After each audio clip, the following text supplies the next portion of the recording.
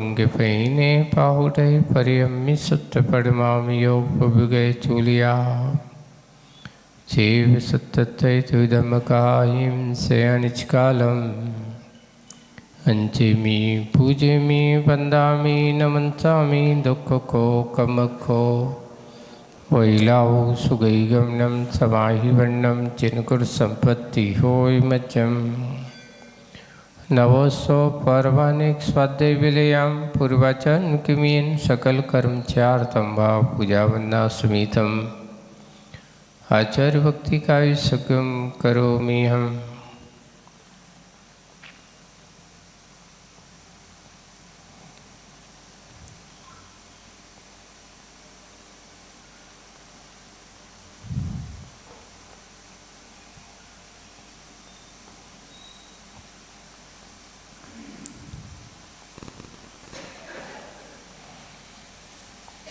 सृजलधिपारिगेभ्यः सुपरमति विभावना पटमतिभ्यः सुचरितम्भोनिधिभ्यो नमो गुरुभ्यो गुणगुणभ्यः छत्तीसगुणसमग्रे पंचविहाचार्यकरणसन्दर्शे शिष्यानुग्रहे कुशले धम्मार्यसया वन्दे गुरुवत्ति संयमेन तरन्ति संसाय सायरं घोरं छिन्नन्ति अट्टिकम्मं जम्मं मरणं न पावन्ति ये नित्यं व्रतमन्ते होमनिरता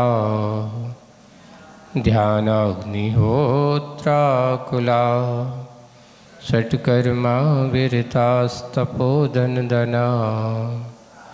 सा साधु क्रिया साधिवा शील प्रावरणा गुण प्रहरणाश्चंद्रार्किते ज्योतिका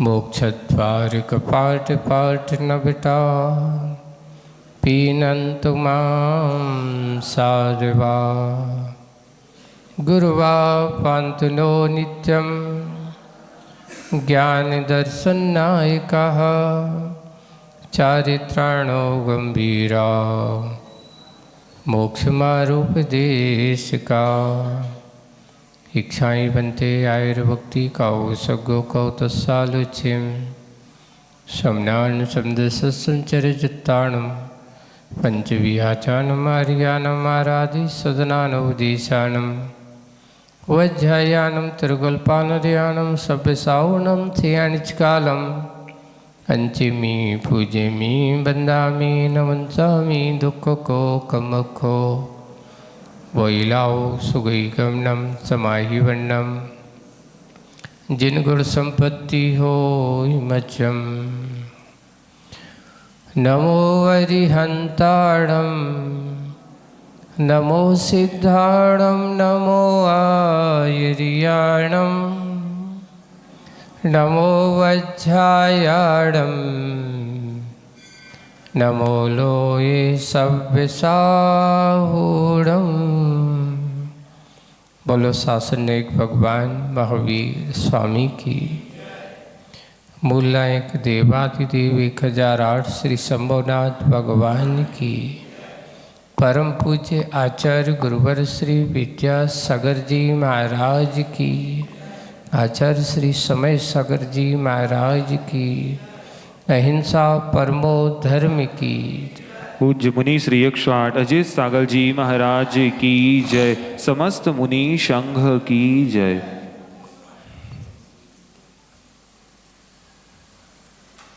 सम्यक दृष्टि जीवो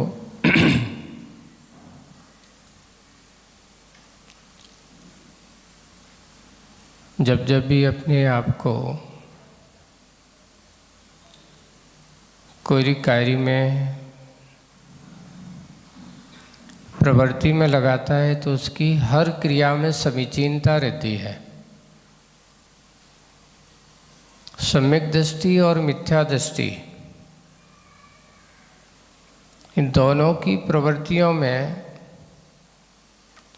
अलग अलग विचार हुआ करते हैं।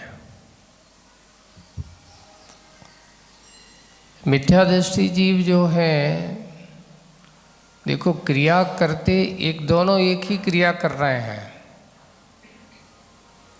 मिथ्या दृष्टि भी कर रहा है, सम्यक दृष्टि भी कर रहा है। पर सम्यक दृष्टि की क्रिया में उसका विवेक ज्ञान हुआ करता है, लेकिन मिथ्या दृष्टि की क्रिया में विवेक ज्ञान नहीं होता। जैसे कि उदाहरण के रूप में एक छोटा सा उदाहरण है। देखिए, सम्यक दृष्टि का स्वभाव कैसा होता है और मिथ्या दृष्टि का स्वभाव कैसा होता है।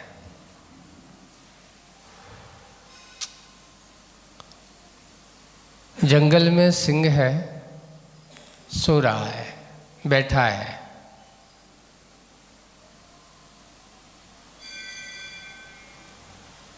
कोई मनचले व्यक्ति ने उसके ऊपर पत्थर मारा।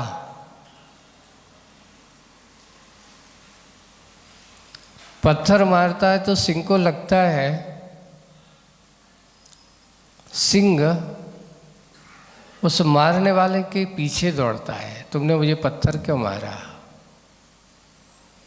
मैंने तुम्हारा क्या बिगाड़ा। उसको पकड़ने की कोशिश करता है। यह सिंह की प्रवृत्ति हो गई। अब एक श्वान को ले लो, कुत्ता है। कुत्ते की प्रवृत्ति अलग है, श्वान की प्रवृत्ति अलग है। वो क्या करता है, श्वान को किसी ने पत्थर मारा तो वो पत्थर को मुंह से, इसने मुझे मारा है, वो पत्थर को पकड़ने की कोशिश करता है क्योंकि ये मार रहा है। देखो, सिंह को भी पत्थर मारा और श्वान को भी पत्थर मारा। सिंह को पत्थर मारा तो मारने वाले को पकड़ रहा है, और श्वान को पत्थर लगा तो वो किसको पकड़ रहा है, पत्थर को पकड़ रहा है। इसने मुझे मारा है। अब बताओ, किसने किसको मारा है, पत्थर ने उसको मारा है। निमित्त के ऊपर टूटता है। ऐसे ही कहा है, सम्यक दृष्टि जो होता है सिंह की तरह वृत्ति वाला होता है। वो कारण को पकड़ता है कि किस कारण से मुझे पत्थर किसने मारा है। और मिथ्या दृष्टि जो होते हैं वो ये पत्थर को पकड़ते, निमित्त को पकड़ के, ये नहीं, मूल को नहीं पकड़ते कि किस कारण से, क्योंकि सोच कहाँ होती उनकी, उस पत्थर पर अटक जाती है। इसलिए सम्यक दृष्टि की प्रवृत्ति सिंह के समान होती है और मिथ्या दृष्टि की प्रवृत्ति श्वान के समान होती है। श्वान और सिंह में कितना अंतर है। आज वही बात है, बुद्धिमानी की बात है, हमारी प्रवृत्ति कौन सी वृत्ति हो रही है। हम संसार में रहते हैं, प्राय कर ज़्यादातर हम निमित्तों को टूट पड़ते हैं, उपादान को नहीं देखते। किसको टूटते हैं अपन, निमित्तों को ज़्यादा प्राथमिकता दे देते। जैसे कि वह श्वान ने पत्थर को, इसने मुझे मारा है। लेकिन सम्यक दृष्टि कभी निमित्त, ये बात जरूर है कि पत्थर मुझे लगा है, पत्थर मुझे लगा है, लेकिन किस कारण से लगा है, उपादान शक्ति को पहले देखता है। वैसे ही आप लोगों को भी यही कहना होता है कि बिना अपने उपादान को देखे हम निमित्त के ऊपर एकांत से क्या ना करें, दोषारोपण ना करें। इनके कारण से प्राय कर घर गृहस्थी में लोग यही होते, एक ही शिकायत रहती है। कौन सी शिकायत रहती है, महाराज हम अपने बेटे से बहुत परेशान हैं, हम अपने पति से बहुत परेशान हैं। वो कहता, पति कहता हम पत्नी से परेशान हैं। एक दूसरे के ऊपर परेशानी का दोषारोपण होता है। पर हमारे यहाँ कर्म सिद्धांत कहता है कि ये किसी के ऊपर नहीं, ये तो सब संयोग संबंध जितना भी है, ये सारा का सारा श्रेय अगर किसका है तो किसका है? तुम्हारे अपने कर्म का है। ये जो संयोग बना हुआ है ये सब कर्म का है। तो आपको क्या सोचना चाहिए? सम्यक दृष्टि सोचता है भाई जैसा कर्म का संयोग था, जैसा मुझे कर्म बंद किया है वैसे ही तो योग बना है, अब रोने धोने से कोई फायदा नहीं है। ये सम्यक दृष्टि का स्वभाव होता है। किसी के ऊपर दोषारोपण लगाना, इनके कारण से मैं बहुत दुखी हूँ, हाँ ये बात है। आपके दुख में कारण वो निमित्त हो सकता है, लेकिन वह दुख का उदय तुम्हारा अपना है, उसका नहीं है। ऐसा ये कहा। वैसे ही कल जो अपन कविता जो पढ़ी अपन ने आचार्य की सबसे बड़ी बात यही है कि हम लोग उपादान सुख चाहते हैं, पुण्य करना चाहते हैं, पर बुद्धिमान लोग क्या करते हैं? पाप के कार्यों से अपने आप को दूर रख लेते हैं, पाप के परिणाम से अपने आप को दूर रख लेते हैं, तो पुण्य का कार्य अपने आप हो जाता है। अलग से कोई करने की ज़रूरत नहीं है। इसलिए स्नान करने की अपेक्षा, जो लास्ट में जो समर किया था कि भाई स्नान करना चाहते हो, साफ सुथरा बनना चाहते हो, तो सबसे पहले क्या कर दो? कीचड़ की उपेक्षा कर लो, कीचड़ से अपने आप को दूर कर लो। हम अपने कर्म के, असाता कर्म के या इस प्रकार के कर्म के बंद ऐसा कर लेते हैं तो और ज़्यादा और कर्म के आश्रव का कारण बना बैठते हैं। और ये बात सत्य है। लोग आकर कहते महाराज ऐसे कैसे कर्म होते हैं, एक के बाद एक दूसरा, एक के बाद एक दूसरा बनता ही चला जाता है। तो मैंने कहा भाई जैसे संसार की संतति में भी आप कारण हो, संसार की संतति कैसे होती है? ऐसे ही होती है कि एक कर्म आता है, वही कर्म आपको नया कर्म पैदा करके जाता है। अंतर इतना है कि आप अगर विवेक और सम्यक दृष्टि की दृष्टि से देखोगे तो असाता कर्म भी तुम्हें साता बंद करा के जा सकता है। जैसे कि असाता कर्म का उदय है, ऐसे समय पर वह सोच रहा है कि भाई सावधान रहो, रोना धोना नहीं है, अपने आप को थोड़ी सी शक्ति का परिचय दो, क्योंकि ये कर्म अपना है। ऐसे समय पे अपने आप का ध्यान करो, अपने परमात्मा का ध्यान करो। पाप को पुण्य में परिवर्तित करना है।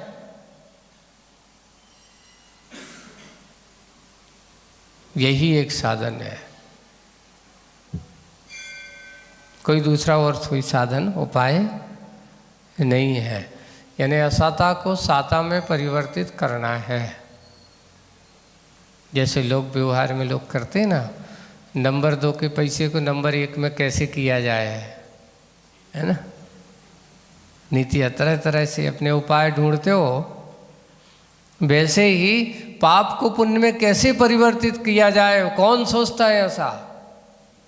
सम्यक दृष्टि ये सोचा करता। मिथ्या दृष्टि, मिथ्या दृष्टि तो पाप को पाप में ही लगा रहता है, असाता को असाता में ही बनते रहता है। ऐसे ही हमें भी विचार करना है, सोचना है। आज की इस बात से चलते हुए आगे की बात आज और बहुत अच्छी है। शीर्षक ही बड़ा विचित्र है, जिसका नाम है गिरगिट, है ना? अब आप भी गिरगिट बनना सीख लो।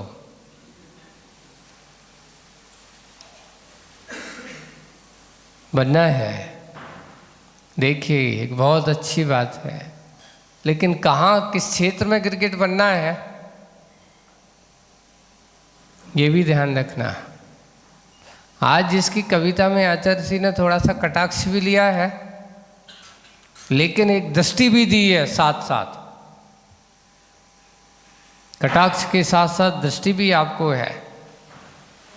उन लोगों को जो दूसरों को तो मार्ग बताते हैं पर स्वयं मार्ग पर नहीं आ पाते। उसने की ये बताई जा रही है। पेज नंबर 14, आज की कविता का शीर्षक है गिरगिट, है ना। जिस वक्ता में, वक्ता यानी बोलने वाले में, जिस वक्ता में धन कंचन की आस, धन और कंचन की आस, पैसा है, धन यानी पैसा, कंचन यानी सोना है, धन है, सोना चांदी आदि की आस है, एक इच्छा है, और पाद पूजन की प्यास, मेरी अच्छी क्या हो जाए, पूजा पाठ, अच्छा सम्मान हो जाए, बढ़िया है ऐसे। पाद पूजन की प्यास जीवित है, उसके अंदर इच्छाएं बनी हुई हैं।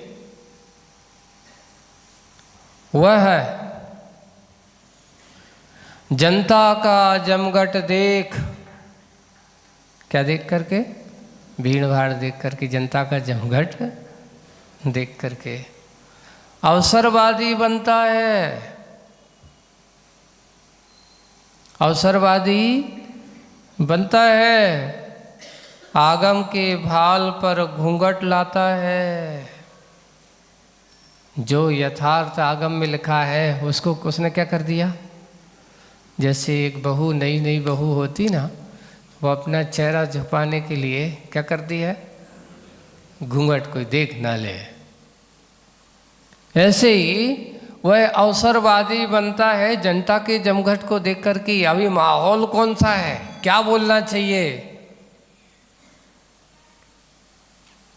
ऐसा बोलो जिससे जनता हमारे आकर्षण में आ जाए। तो उस समय वह है अपने आगम के भाल, आगम के चेहरे को घूंघट में लाता है। अभी आगम की बात नहीं बोलना, अभी तो जनता की बात बोल रहा है। आगम की घूंघट के, आगम के भाल पर घूंघट लाता है, कथन का ढंग बदल देता है, कहने का तरीका बदल देता है। जैसे, कैसे, जैसे झट से अपना रंग बदल लेता है गिरगिट।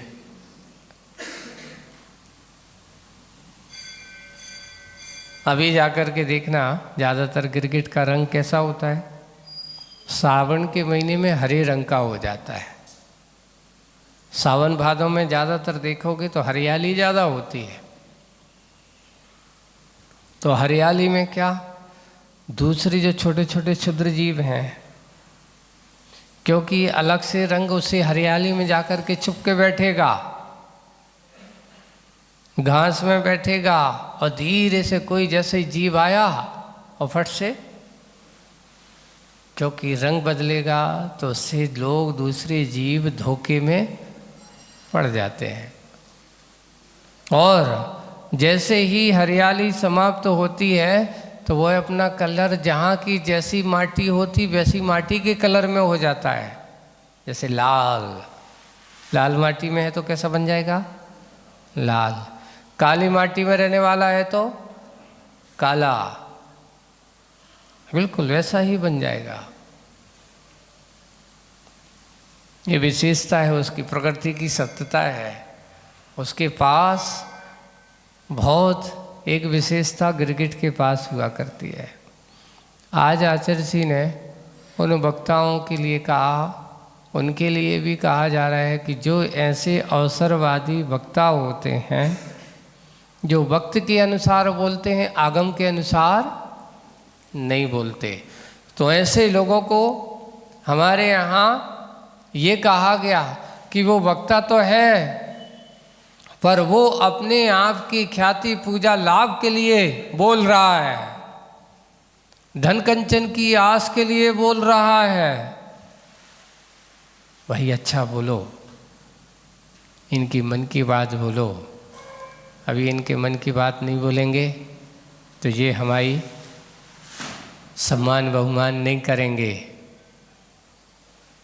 सबसे पहले हमारे यहाँ आचार्यों ने लिखा है, आगम की गद्दी पर बैठने का अधिकारी कौन, शास्त्र की गद्दी पर बैठने का अधिकारी कौन। तो सबसे पहले हमारे यहाँ मूल ग्रंथ करतारा अरिहंत देवा। सारे के सारे मुख्य रूप अगर उपदेश के मुख्य पात्र अगर हैं तो वो है कौन, अरिहंत भगवान। अभी मेरा नंबर तो उनके बाद कहाँ आ रहा है, देखिए आप। फिर उस ग्रंथ को, आगम की बात को कहने और लिखने के तो तद गणधर देवा, उसके बाद फिर अरिहंत भगवान के बाद किसका नंबर आएगा, गणधर परमेष्टि का नंबर आता है। गणधर देवा, पति गणधर देवा, उसके बाद फिर ऐसे सुतधराचार्य आगम की बात के कहने के अधिकारी हैं। गणधर देवा, प्रतिगण देवा, उसके बाद ऐसे आचार्य, अंगधर आचार्य, पूर्वधर आचार्य, सुतधर आचार्य। उसके बाद अगर ये नहीं होंगे तो फिर हमारे संघ के नायक आचार्य, वो उस बात को कहने के लिए कहा गया। इसके बाद अगर नंबर आता है लास्ट में तो वो भी बहुत, अगर उसमें भी गुरु आज्ञा है तो गुरु जी का आदेश है तो मुनि महाराजों का नंबर आता है उपदेश देने का, धर्मोपदेश करने का। ये ही सही मुख्य रूप से वस्तुतः जिनवाणी की गद्दी पर बैठ कर के उपदेश देने के अधिकारी हैं। अब मुनि महाराज के लिए भी जैसे कि हम लोग हैं, है ना, संग में रहते हैं, आराम से मौन, कोई ज़रूरत नहीं है। आचार्य भगवान है, उनको काम करना है, उनका समाज का काम है, उपदेश देने का काम उनका है। हाँ, कभी कभार जब वो कहते हैं कि जाओ आज थोड़े से तुमने जो उपदेश अब तक पढ़ा है थोड़ा धर्मोपदेश करके आओ, ये उनके आदेश में होता है। एक और है, आचार्य श्री प्रायकर हम लोगों से कहते थे स्वाध्याय के 4 अंग बताए हैं। कितने अंग होते हैं स्वाध्याय के?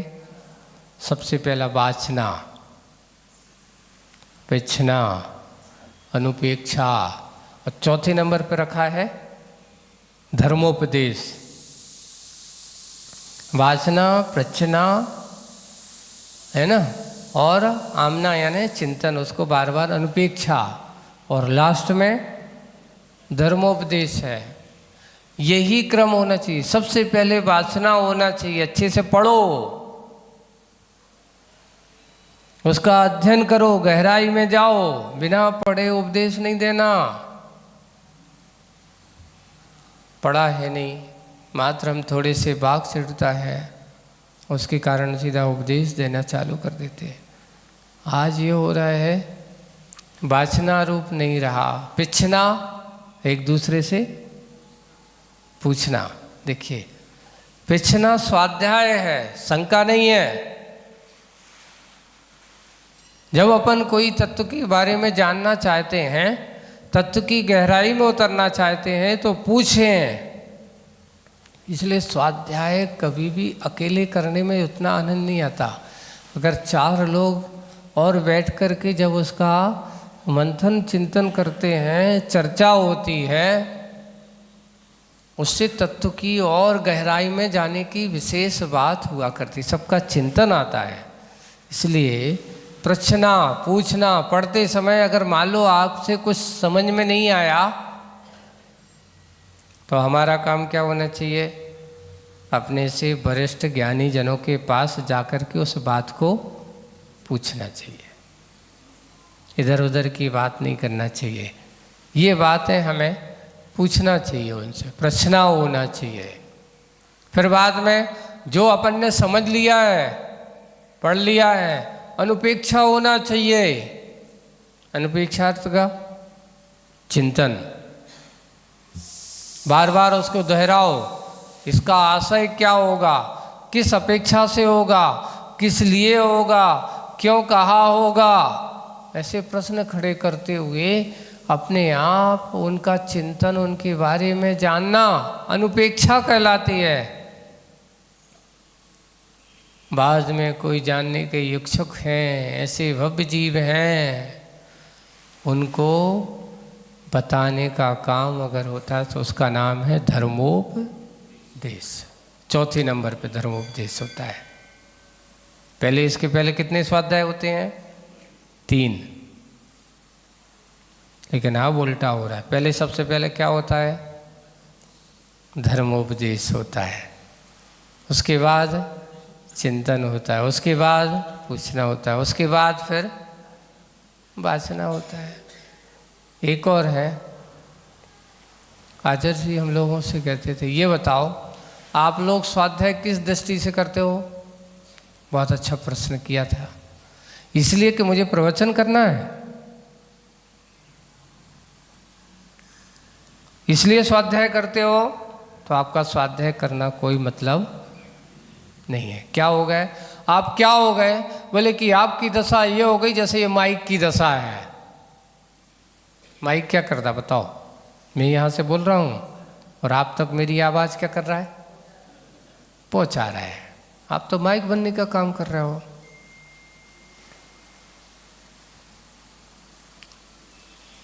ये इसलिए नहीं कि स्वाध्याय हमें इसलिए करना है कि क्योंकि हमें क्या करना है? उपदेश करना है, इसलिए स्वाध्याय नहीं है। स्वाध्याय का अर्थ है जो होता, शब्द स्वयं बताया जाता है कि जिसमें अपने आत्मा का चिंतन किया जाए, आत्मा के पास आने का प्रयास किया जाए। स्वा का अध्याय जिसमें छुपा हो उसका नाम स्वाध्याय है, ना कि दूसरों को उपदेश करने का नाम स्वाध्याय है। अकेले एकांत से उपदेश करने के लिए नहीं। मुझे प्रवचन करना है इसलिए पढ़ना है, ये ठीक नहीं है।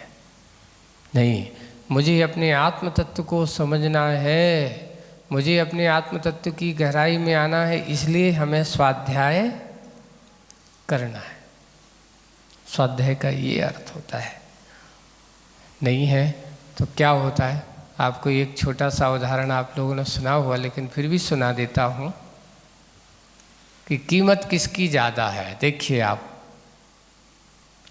कि एक बाज़ार में एक साथ बिल्कुल एक जैसी, एक ही साइज़ की, एक ही सब कुछ, पर तीनों की कीमत अलग अलग है। एक सुंदर मूर्तियाँ हैं, तीनों रखी हुई हैं। उससे पूछा गया, भाई इसकी कीमत क्या है?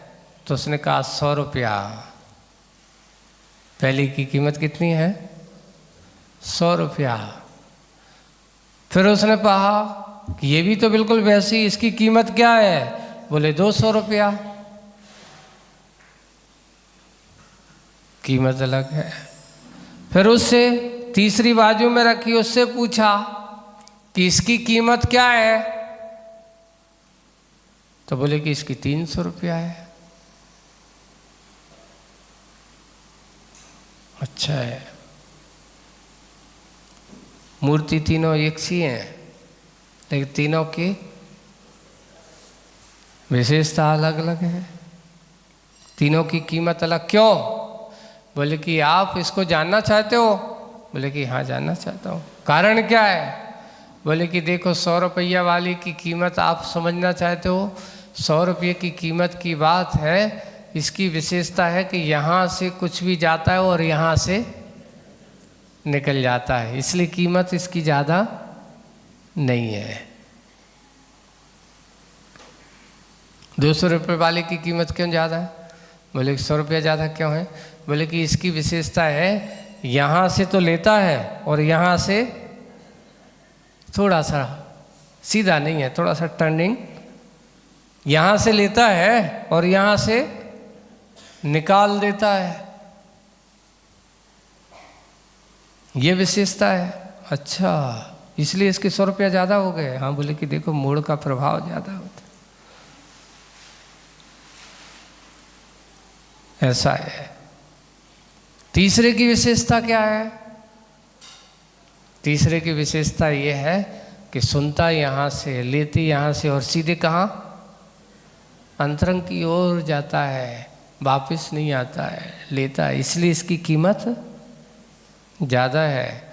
यही है विशेषता ज्ञानियों की और ज्ञानी जनों की कि कीमत मूर्ति तीनों एक सी, पर तीनों के भाव अलग अलग है। कारण गुण धर्म के कारण से उसकी कीमत ज़्यादा है, मात्र रूप रंग से कीमत ज़्यादा नहीं है। यही बात है। वक्ता अगर वो बोलता है, ऐसा व्यक्ति होता है कि किसी के आगम के अनुसार नहीं, मेरा धन पैसा अच्छी विदाई होगा, सम्मान होगा, इसलिए एक काम करो, ऐसा बोलो जिससे कैसे हो जाए, अच्छे मस्त हो जाए, खूब तुम्हें पैसा भी मिलेगा, सोना चांदी से अच्छे बढ़िया सोने के आभूषण बना करके तुम्हारे लिए पहना दिए जाएंगे, ऐसा बोलो। वो वक्ता किसके अनुसार? अवसरवादी माना जाता है। आगमवादी जो होता है वो कहता है नहीं, तुम्हारे अनुसार नहीं, किसके अनुसार बोलूँगा। इसलिए आगम को गद्दी पर बैठने का अधिकारी अगर होता है तो उसके लिए कहा वीतरागी ही होना चाहिए। रागियों के लिए जिनवाणी को कहने का अधिकार नहीं दिया,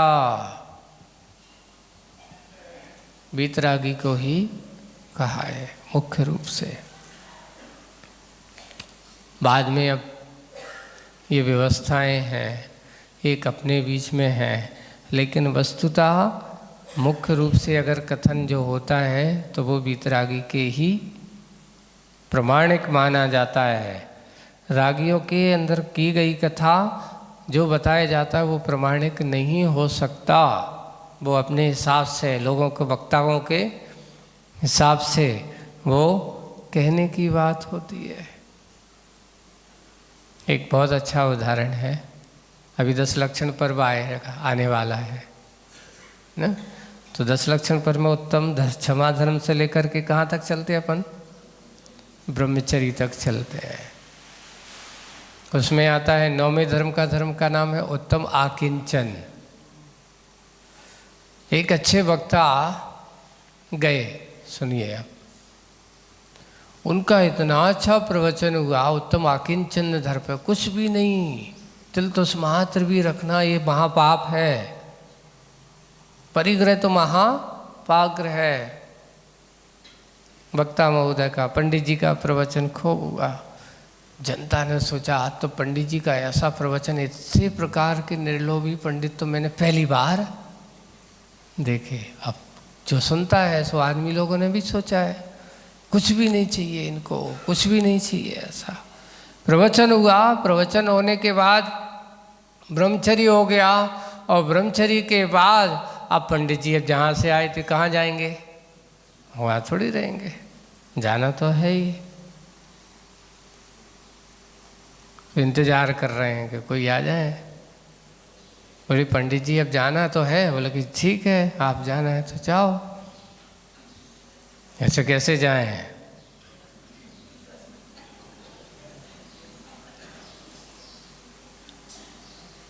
क्यों, क्या हो गया पंडित जी? अरे आज तो आपने तो हम लोगों की आंखें खोल दी हैं, आपके प्रवचनों से तो हम लोग धन्य हो गए। वो तो अच्छी बात है, आपके प्रवचन सुन गया, आपका धन्य हो गया, हमारे अंदर की इच्छाएं, फिर भी अब जाना तो है। तो बोले कि जाना है तो वही तो आपको सम्मान से तो माला तिलक सब कुछ कर दिया, नहीं इतने में काम थोड़ी होगा। अभी लिफाफा तो आए नहीं। अरे लिफाफा नहीं आया। बोले कि पंडित जी आपका ही कहना था, हम तुम्हें पाप में क्यों डालें? आपने ही तो कहा है कि परिग्रह पाप है, तिल तुस्मात भी रखना ये महापाप है, और अगर आपका उपदेश ऐसा है तो हम तुम्हें पाप में डालना नहीं चाहते। तो पंडित जी कहते भैया ये प्रवचन की बातें हैं, सही बातें तो अलग है।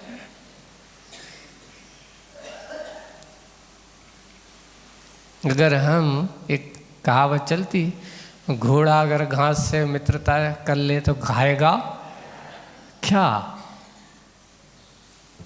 अब आप कह दो कि ऐसा ही चलेगा, बोले कि ऐसा चलेगा। देखिए इसलिए कहा गया कि जहाँ चाह है वहाँ सही राय हो ही नहीं सकती। इच्छाएं हैं, आकांक्षाएं हैं, अपेक्षाएं हैं, वही है। जहाँ धन कंचन की आस, पाद पूजन की प्यास। अपने यहाँ तो मुनि महाराज के लिए कहा गया, उन्हें किसी से कोई लेन देन नहीं। लोग आएंगे क्या कहेंगे? छडाला की वो पंक्ति को याद करो, हरि मित्र महल मसान कंचन कांच निंदन, तुति करन अर्घावतारन असी प्रहारन, मैं सदा समता धरन। बीतरागी का स्वरूप ये है। इसलिए वो जो बोलेगा उसको ये नहीं कि मैं जाऊंगा तो मेरा सम्मान नहीं करेंगे ये लोग, इसलिए भैया अच्छा बोलो, इन्होंने के मतलब की बात बोलो। यानी ये बोलो कि खूब परिग्रह जोड़ो, खूब दान करो, सम्मान करो, लेकिन आकिंचन धर्म कहता है कि कुछ भी रखो मत, जो कुछ हुए सब कुछ छोड़ो। धर्म की बात कही तो धर्म से कही कि मोह के साथ कही, इसलिए भाई ऐसे संभल कर बोलो। पंडित जी का कहा अच्छा ये प्रवचन की बात थी, सही बात नहीं थी। यानी आपकी बात को हम क्या माने? आपने जो कहा वो सत्य का नहीं। महाराज कहा तो हमने सत्य है, लेकिन क्या करें, इसके बिना तो हमारा जीवन आपके इसके लिए तो आए हैं। अगर हम आप लोगों की विदाई पर नहीं टिके तो हमारा काम क्या होगा? इसलिए बोलने वाला कोई पंडित जी से ऐसा कहो तो ऐसे ही उपदेश हुआ। एक पंडित जी की और एक बड़ी विचित्र हो गई बात। देखियो आप लोगों को ये भी बता देता हूँ। अपने ही गांव में एक दिन बड़ा अच्छा उपदेश चल रहा था। क्या उपदेश चल रहा था? उपदेश में ये कहा जा रहा है कि देखो किसी के लिए भी अपने यहाँ स्पष्ट लिखा है जैन दर्शन में कि बैगन खाना महादोष का कारण है। और जो कह रहे हैं वे के बिना रहते नहीं हैं, उनको रोज चाहिए। लेकिन अब क्या करें, लिखा है तो कहना तो पड़ेगा। उन्होंने बहुत प्रवचन दिया, उनकी पत्नी वहाँ बैठी थी, वो भी सुन रही थी प्रवचन की कि भट्टा खाना, बैगन खाना ये महाहिंसा का कारण है, प्रमाद कारण है, प्रमत्तता महादोष है, जीव हिंसा होती है, सब कुछ उनने कहा। तो उसने कहा कि जो अच्छो भाव आज से पिंड छूटो। कम से कम पंडित जी ने क्या छोड़ दिया? बैगन को छोड़ दिया है, भट्टा छोड़ दिया है। तो वो घर पे गई, जितने रखे थे उठाए और उसने जा कर के फेंक दिए, गायों को खिला दिया। बस अब क्या हुआ? पंडित जी आए घर पर, भोजन करने बैठे। भोजन करते ही साथ सबसे पहले क्या देखो, क्यों हमारी सब्जी कहाँ है? काहे की सब्जी? बोले कि काहे की सब्जी? मेरी बैगन वाली सब्जी कहाँ है? बोले कि आप बड़े विचित्र आत्मा हो। अभी मंदिर में क्या कह रहे थे आप? उपदेश में क्या कह रहे थे? इतनी खराब है। मैं जब इतना खराब है तो मैं अपने पंडित जी, अपने पतिदेव को खराब चीज क्यों खिलाऊं? मैंने भी सोचा आज के बाद आप बैगन लगता है आपने त्याग कर ही दिया होगा, इसलिए मैंने उठा करके उन बैगनों को कहाँ कर दिया? फेंक दिया। तो गुस्सा आ गई। उन्होंने क्या कह दिया? तू समझती नहीं, मूर्खा है पूरी की पूरी। ये तो प्रवचन के भट्टा अलग थे और घर के भट्टा अलग हैं। ये कहने वाले हैं बैगन हैं। दूसरों को उपदेश देना, इसलिए कहते हैं कि अवसरवादी। रागी हमेशा अवसरवादी होता है, वीतरागी अवसरवादी नहीं होता। रागी हमेशा अपने धन कंचन आस की दृष्टि रख कर के बोला करता है, पर वीतरागी धन कंचन की आस नहीं, वो तो आगम की बात को रख कर के बोला करता है। उसको तो मतलब अपने आगम की रक्षा करने के लिए होती है। इसलिए उपदेश देने का, जहाँ कोई ख्याति पूजा लाभ की चाह नहीं है, तुम्हारा सम्मान करो या ना करो, पर मैं अपने आगम का अपमान नहीं करूँगा, वही बोला करता है। इसलिए वक्ता कौन? अवसरवादी नहीं हो, जमघट को देख कर के बोलने वाला नहीं हो। बहुत भीड़ है, इनके अनुसार बोलो, नहीं, ऐसा नहीं है। बहुत सारे लोगों को हमेशा, जो व्यक्ति आगम के भाल को ऊपर उठा करके चलता है, ढकता नहीं है, उसको ढांकने का प्रयास नहीं करता, आगम के भाल को, आगम की बात को जन जागर तक पहुंचाने का काम करता है, ऐसी ही वही सही वक्ता माना जाता है। अवसरवादी गिरगिट की तरह रंग बदलने वाले वक्ता नहीं होते।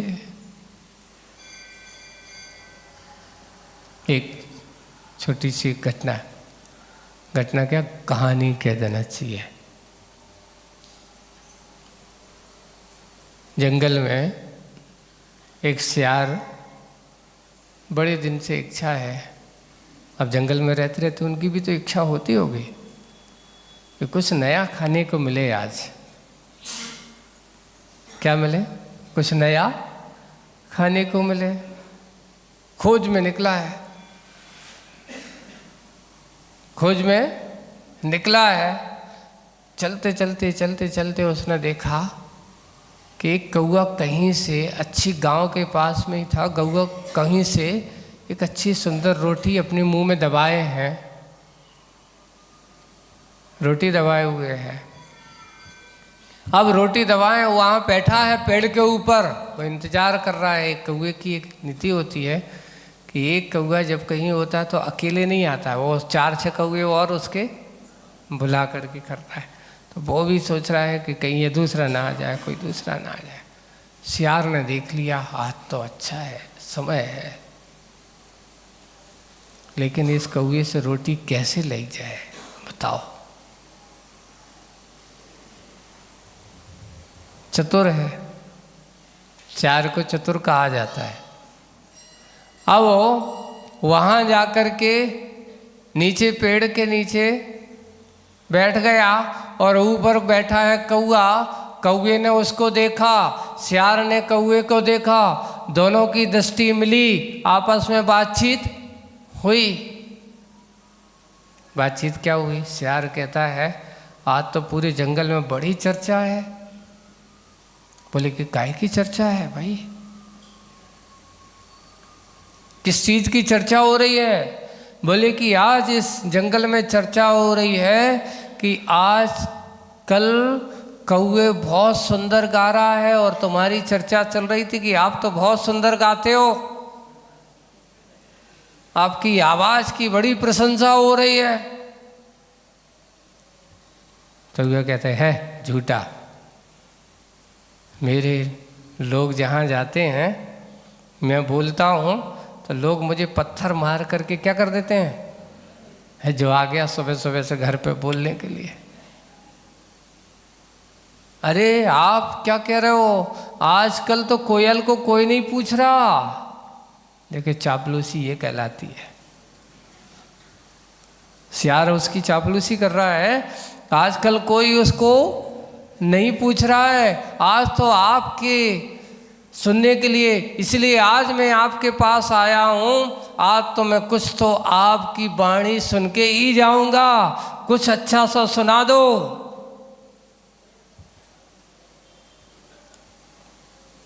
क्योंकि मैं बहुत भागा भागा, आपकी जब चर्चा चल रही थी तो क्या हो, इसलिए कहते लोभी लालची आदमी अपना स्वार्थ पूरा करने के लिए किसी की भी झूठी प्रशंसा कर सकता है, जैसे वो सियार कर रहा है। किसी को भी ऊपर उठाने का ऐसा करेगा, वो लोभी लालच में पड़ रहा है, आप ही तो सब कुछ है, ऐसा है, आप जैसा कोई गाने वाला तो कोई है ही नहीं, आपकी वाणी सुनने के लिए मैं तरस रहा हूँ, ऐसा कहेगा। और जैसे ही उसने ऐसा कहा, कौवा उसकी बातों में आ गया।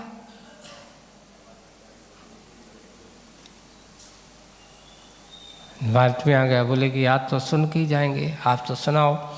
और जैसे ही उसने बोलने के लिए मुंह खोला, और रोटी थी तो वो कहाँ गई, नीचे। और जैसे ही रोटी नीचे आई, सियार ने उसको लपका, खाया पिया, और फिर पूछा काय भाई कैसा लगा, कहते तो झूठा कहीं का, कौवा कभी अच्छा बोल सकता है। तेरी वाणी सुनने के लिए लोग तरसते नहीं, तेरी वाणी के लोग त्रस्त हो जाते हैं। वो तो आज मुझे बहुत दिन से रोटी खाने नहीं मिली थी, तो रोटी चाहिए थी, इसलिए मैंने थोड़ी सी याद तुम्हारी क्या कर दी, प्रशंसा कर दी है। कौवा कहता है देखो, स्वार्थी लोगों के चक्कर में फंस जाओ तो अपने हाथ का भी आया हुआ हाथ से, कितनी बड़ी मुश्किल से तो बड़ी रोटी मिली थी, दूर से लाया, बस इस स्वार्थी के सियार के चक्कर में फंस गया। उसे अपने आप का एहसास हुआ कि मैं मूर्खों की संगति में गया तो मैं भी मूर्ख बन गया। यही होता है, ऐसे ही अवसरवादी हुआ करते हैं, जो मात्र अवसर देख कर के बोलें और उसको बोल कर के कई लोग उसके चक्कर में पड़ जाते हैं, चक्कर में पड़ जाते हैं। तो उसी का परिणाम ये है कि जो ऐसे स्वार्थी लोगों के चक्कर में पड़ गए, उसका परिणाम ये हुआ कि उसको ही कष्ट का सामना, उसके ही हाथ धोना पड़ता है। घरों में, परिवारों में आजकल यही तो होता है। आए दिन हमने देखते हैं कुछ लोगों का एक ही काम होता है कि आप कोई किसी की थोड़ी सी बात होगी तो उस बात को और थोड़ा बढ़ाने का काम करने का अगर कोई काम करते हैं तो मंत्रा के काम करने वाले बहुत ज़्यादा मिलेंगे, है ना। मंदोदरी का काम करने वाले कम मिलेंगे। देखो मंत्रा और मंदोदरी का अंतर क्या था बताओ। मंत्रा ने क्या किया, किसको हाथ में लिया, कैकेयी को पटाया। उसने कहा अरे तू तो मेरे द्वारा, मैंने तेरी सेवा की, तुझे बचपन से पाला पोसा है, तेरे साथ ही मुझे भेजा गया, तेरी सेवा के लिए भेजा गया है। स्वार्थी बन गई। अगर ये रानी बन जाएगी, पटरानी बन जाएगी, इसका बेटा राजा बन जाएगा, हमारी अच्छी से क्या होगी, कुछ फर्क होगी। मैं जो कहूँगा वो होगा। उसने अपने स्वार्थ के लिए किसको साधा, कैकेयी को साधा। और पूरा का पूरा एक व्यक्ति अपने स्वार्थ के लिए, एक मंत्रा ने अपने मन की बात मनवाने के लिए किसको फुसलाया, कैकेयी को फुसलाया। और कैकेयी उसकी बातों में आ गई। कैकेयी के जाल में जाकर के उसने जहाँ एक समय सबसे ज़्यादा स्नेह करने वाली वह कैकेयी राम को सबसे ज़्यादा चाहने वाली, लेकिन उस मंत्रा के जाल में फंस गई, माया जाल में फंस गई। और फंस जाने के बाद उसने राम को कहाँ भिजवा दिया? राजा बनने वाले को रंक बना दिया, जंगल में भिजवा दिया। बाद में रोती धोती रही। अब रोने धोने से क्या, अब तो जो कुछ था वो चला गया। भरत को राज्य दिलाने के लिए, पर भरत ने राज्य स्वीकार नहीं किया। इसलिए ऐसे मंत्रा के काम करने वाले संसार में बहुत मिलेंगे। परिवार को तोड़ने वाले बहुत मिलेंगे, परिवार को जोड़ने वाले बहुत। मंदोदरी ने कितना समझाया, रावण को हर समय समझाती रही, लेकिन वो माने नहीं। मान लेता तो कादाचित मंदोदरी की बात को समझ लेते। देखो, मैं भी किसी की बेटी हूँ, मैं भी किसी की पत्नी हूँ। काश उसने ये तक कहा कि अगर जैसे तुम सीता को उठा करके लाए हो,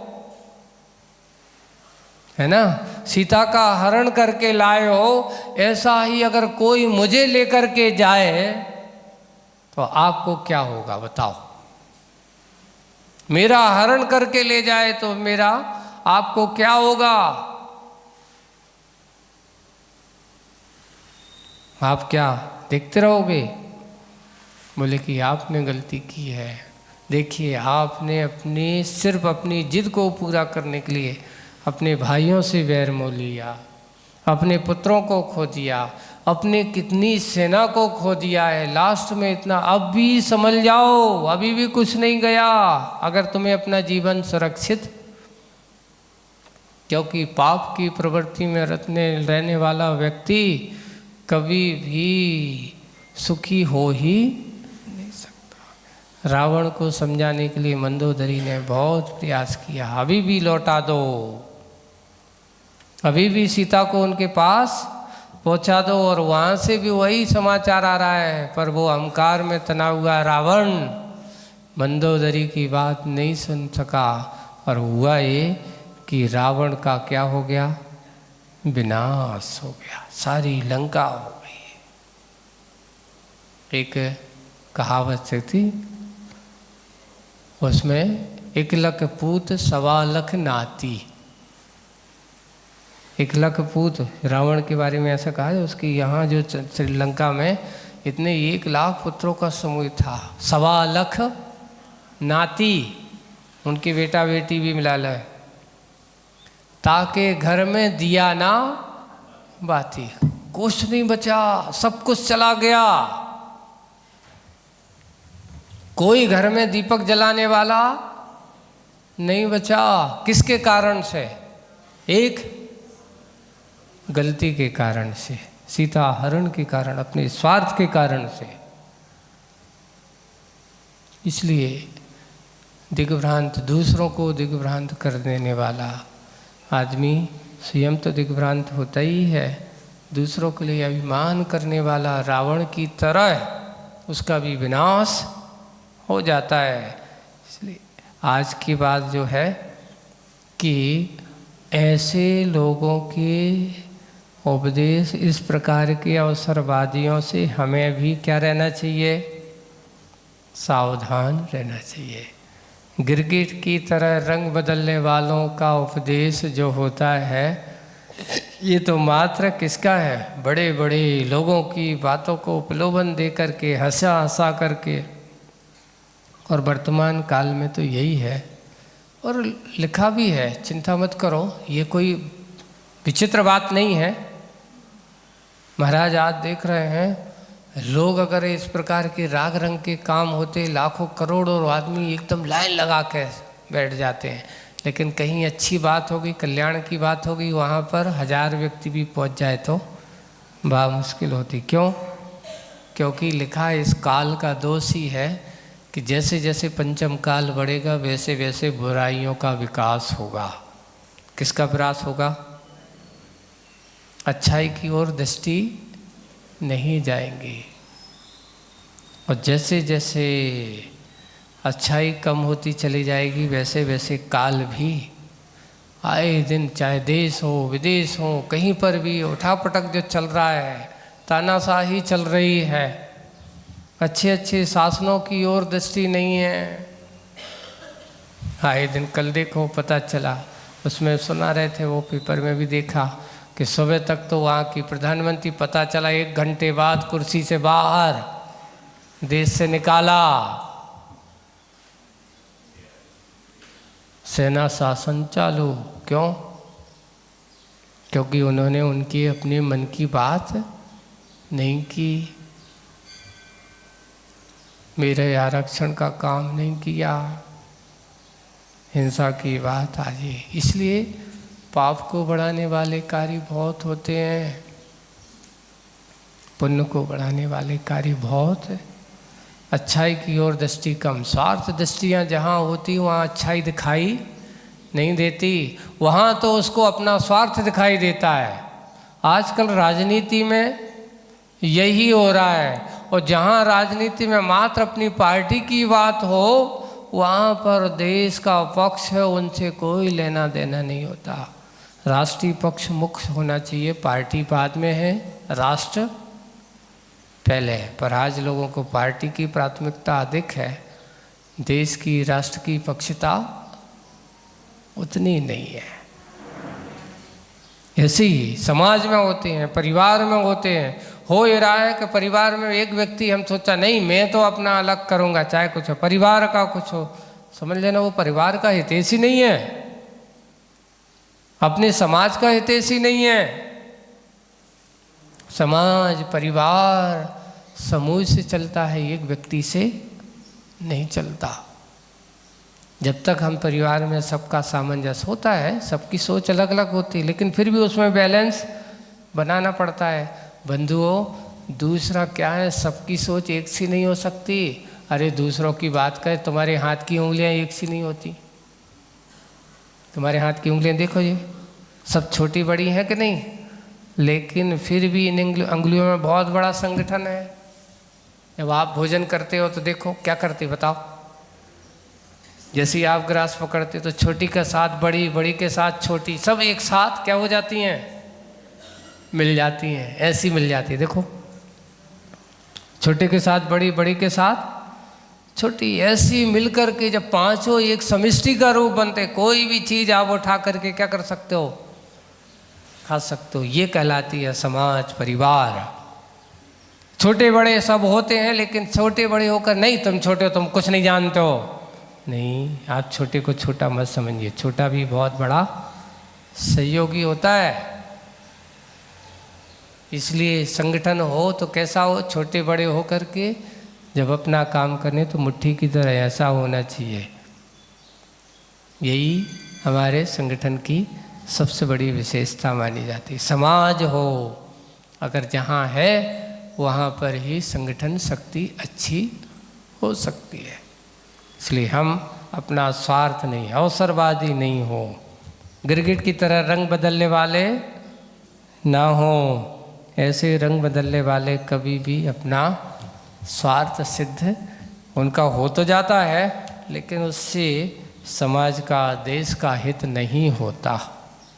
किसी को पैसा आदि का प्रलोभन देकर के तुम अपने आप सत्ता हासिल कर सकते हो, लेकिन सत्य को हासिल नहीं कर सकते हो। जो सत्य को हासिल करना चाहता है वो कभी अनीति, अन्याय का मार्ग अपनाने का कार्य नहीं करता। हम उसको ही पाने की कोशिश करें, वही बोलो जो सत्य है। ऐसा मत कहो कि जो हम बोल रहे हैं वो सत्य है। अभी अपन ने कविता पढ़ी, खरा सो मेरा कि मेरा सो खरा, क्या खरा सो मेरा कि मेरा सो खरा। ज्ञानी कहता है जो खरा है वह मेरा है। अज्ञानी क्या कहता है, मेरा जो है वो क्या है, खरा है। आप ज्ञानी को अच्छा मानते हो कि अज्ञानी को अच्छा मानते हो? समीचीन वक्ता जो होते हैं, समीचीन सोच वाले होते हैं, वे कहते नहीं, जो भगवान ने कहा है वही सत्य है, मैंने जो कहा है वो सत्य नहीं है। यही आगम की सही वक्ता का स्वरूप है। आज बस इतना ही। बोलिए परम पूज्य आचार्य गुरुवर श्री विद्यासागर जी। ओ बोलो। बोले संत श्रोमणी आचार्य गुरुदेव श्री विद्यासागर जी महाराज की जय। प्रशम मूर्ति परम पूज्य मुनि श्री अजित सागर जी महाराज की जय। समस्त मुनि संघ की जय। बंधुओं, हर्ष का विषय है आगामी 8 तारीख जो हम सभी